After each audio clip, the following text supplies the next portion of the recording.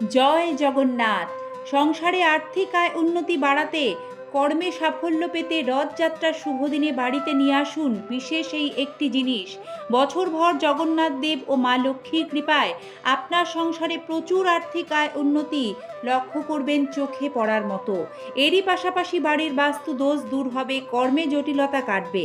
জানাবো সেই সকল বিষয়ে রথযাত্রায় যে কাজগুলি করলে নিশ্চিত রূপে বছরভর সুখ শান্তি আর্থিক উন্নতি হবে, এবং কোন জিনিস কিনে এনে কিভাবে তা শাস্ত্রসম্মত বিধিতে ব্যবহার করলে মিলবে দ্রুত ফল, জগন্নাথ দেব ও মা লক্ষ্মীর কৃপা। আজকের পর্বে থাকবে সেই বিষয়ে বিস্তারিত নিবেদন। নমস্কার দর্শক বন্ধুরা, দেখছেন সিংহরায় ডোরবেল। আমরা যাব আলোচনার মূল পর্বে, তবে সবার আগে জানা প্রয়োজন 2026 সালে রথযাত্রা কবে পড়েছে। রথযাত্রা 2026 সালে পড়েছে ইংরাজি 16ই জুলাই, বাংলা 31শে আষাঢ় বৃহস্পতিবার। আর উল্টো রথযাত্রা বা পুনর্যাত্রা পড়েছে 24শে জুলাই, বাংলা 7ই শ্রাবণ শুক্রবার। এবার আমরা একে একে আপনাদের জানিয়ে দেব রথযাত্রার দিন কোন জিনিসগুলি কিনবেন এবং সেগুলি বাড়িতে এনে কিভাবে ব্যবহার করবেন। অর্থ সমস্যা হোক বা কর্মক্ষেত্রের জটিলতা, যে কোনো সমস্যা থেকে মুক্তি দেবেন জগন্নাথ দেব, এবং রথযাত্রার পুণ্যতিথি সেই বিশেষ প্রতিকার করার জন্য সবচেয়ে শুভ তিথি। শাস্ত্রমতে মানা হয় রথযাত্রার দিনটি যে কোনো শুভ কাজ শুরু করার জন্য আদর্শ। এই দিন যে কোনো কাজ যদি নিষ্ঠা ও ভক্তির সঙ্গে করা যায়, তাহলে সেই কাজের সুফল সারা বছর জুড়ে পাওয়া যায় বলে বিশ্বাস করা হয়। জ্যোতিষশাস্ত্রে এই দিন জীবনে নানা সমস্যা সমাধানের উদ্দেশ্যে কয়েকটি টোটকা পালনের কথা বলা হয়েছে, আর সেই টোটকাগুলি যদি সঠিক নিয়মে পালন করা যায়, জীবন হয় ঝঞ্ঝাট মুক্ত, অর্থ সমস্যা কেটে যায়। সেই টোটকাগুলি কি কি? আর্থিক সংকট যদি পিছুই ছাড়ছে না, তাহলে অর্থ সংকট দূর করতে রথযাত্রায় এই টোটকা করুন, এবং টোটকাটির জন্য এই জিনিসগুলি বাড়িতে কিনে আনুন। অনেক সময় অর্থ কষ্ট আমাদের পিছু ছাড়ে না, এই অবস্থায় আপনাকে রক্ষা করতে পারেন স্বয়ং প্রভু জগন্নাথ। রথযাত্রার দিন স্নান করে শুদ্ধ বস্ত্র পরিধান করে যে কোনো জগন্নাথ মন্দিরে প্রভুর উদ্দেশ্যে একটি ফল দান করুন। এরই সঙ্গে একটি পিতলের পাত্রে 1 মুঠো আতপ চাল, 2 টুকরো কাঁচা হলুদ ও একটি 1 টাকার কয়েন নিবেদন করুন। ভাগ্যের হাল ফিরবেই। জগন্নাথ দেবের আশীর্বাদে অর্থ সমস্যাও দূর হবে। দর্শক বন্ধুরা, যেহেতু এই টোটকাটি করতে পিতলের পাত্রের প্রয়োজন হয়, তাই শাস্ত্র মতে রথযাত্রার দিন পিতলের কলস বা পিতলের পাত্র কেনাকে অত্যন্ত শুভ ধরা হয়। মনে করা হয় এই দিন পিতলের যে কোনো পাত্র বাড়িতে কিনে আনলে সংসারে আয় উন্নতি আর্থিক সমৃদ্ধি বাড়ে। জগন্নাথ দেবের পাশাপাশি মা লক্ষ্মীর কৃপাও আপনার সংসারে বর্ষিত হবে। দর্শক বন্ধুরা, রথের দিন বাড়িতে নতুন একটি শঙ্খ কিনে আনুন। এটিকে সংসারের জন্য অত্যন্ত শুভ মানা হয়। বলা হয় রথের দিন নতুন শঙ্খ বাড়িতে কিনে এনে তা পুজোর প্রয়োজনে ব্যবহার করলে ঘরের নেতিবাচক শক্তি দূর হয়, মা লক্ষ্মীর আগমন ঘটে, গৃহের সকল প্রকার বাস্তু দোষ খণ্ডন হয়। আমরা জীবনে প্রত্যেকেই সফল হতে চাই, আর সাফল্য অর্জন করতে এই বিশেষ জিনিসগুলি রথযাত্রায় কিনে আনুন।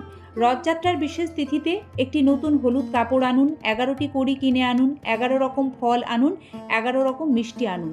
তারপর ওই হলুদ কাপড়ের মধ্যে 11টি কড়ি, 11 রকম ফল, 11 রকম মিষ্টি সাজিয়ে রথযাত্রার দিন জগন্নাথ দেবকে অর্পণ করুন। পুজো শেষে ফল ও মিষ্টি সকলের মধ্যে প্রসাদ হিসেবে বিতরণ করে দিন, আর 11টি কড়ি হলুদ কাপড়ে বেঁধে আপনার অর্থ সঞ্চয় যেখানে করে রাখেন সেখানে রেখে দিন। খুব ভালো ফল পাবেন। ভাগ্যের হাল ফিরিয়ে আর্থিক সংকট থেকে মুক্তি পেতে রথযাত্রার দিন বাড়িতে কয়েকটি লবঙ্গ কিনে আনুন। এরপর সেই লবঙ্গগুলি একটি 1 টাকার কয়েনের সাথে নতুন একটি লাল কাপড়ের মধ্যে রেখে জগন্নাথ দেবের চরণে অর্পণ করুন। ভক্তি ভরে জগন্নাথ দেবের কাছে প্রার্থনা জানান।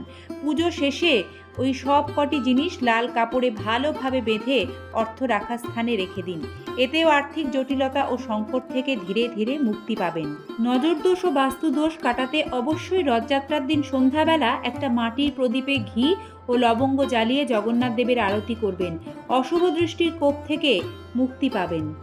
আপনার পরিবারের মঙ্গল কামনায় এবং আধ্যাত্মিক পরিবেশ বজায় রাখতে যদি সম্ভব হয়, তাহলে রথযাত্রার পুণ্যতিথিতে বাড়িতে শ্রী জগন্নাথ দেব, বলভদ্র দেব এবং সুভদ্রা দেবীর মূর্তি এনে বাড়ির ঠাকুরের আসনে প্রতিষ্ঠা করে নিয়মিত পুজো করুন, এতে সংসারে শ্রীবৃদ্ধি হবে।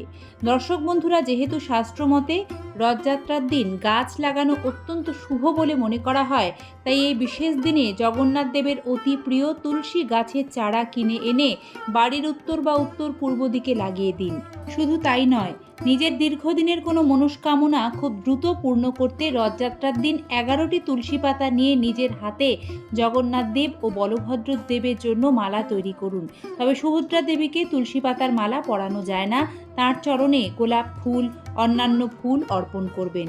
খেয়াল রাখবেন, তুলসী পাতা ছেদ করে মালা বানাতে নেই, বদলে তুলসী পাতার ডাঁটিগুলো সুতো দিয়ে বেঁধে মালা তৈরি করতে হবে। সেই মালা জগন্নাথ দেব, বলরাম দেবকে পরিয়ে দিয়ে নিজের মনের বাসনা জানান, খুব ভালো ফল পাবেন। রথযাত্রার দিন যে কোনো শুভ কাজ করতে পারেন, যেমন ধরুন ভিত পুজো, গৃহপ্রবেশ, নতুন দোকান, নতুন অফিস, নতুন কোনো ব্যবসা উদ্বোধন।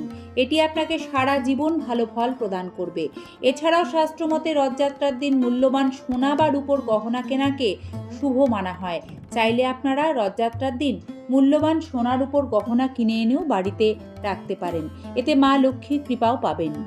রথযাত্রার দিন জগন্নাথ দেবের বিশেষ প্রসাদী এক ধরনের শুকনো চাল আছে, যা পুরীর মন্দিরে বিশেষ শুকনো চাল বা নির্মাল্য, সেটি যদি সংগ্রহ করে বাড়িতে আনতে পারেন এবং এনে আপনার রান্নাঘরে চালের পাত্রে চালের সঙ্গে মিশিয়ে দিতে পারেন, তাহলে জ্যোতিষ ও বাস্তুশাস্ত্র মতে মানা হয় যে সংসারে কখনো অন্ন, বস্ত্র, খাদ্যের অভাব হয় না।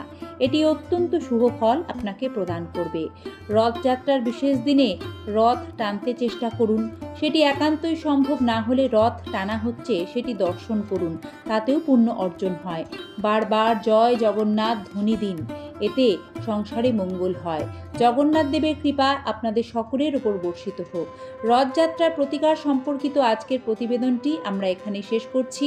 আগামীতে আরও এই ধরনের তথ্য সমৃদ্ধ ভিডিও আপনাদের সামনে আনব, একান্ত সহযোগিতা কাম্য এগিয়ে যাওয়ার লক্ষ্যে।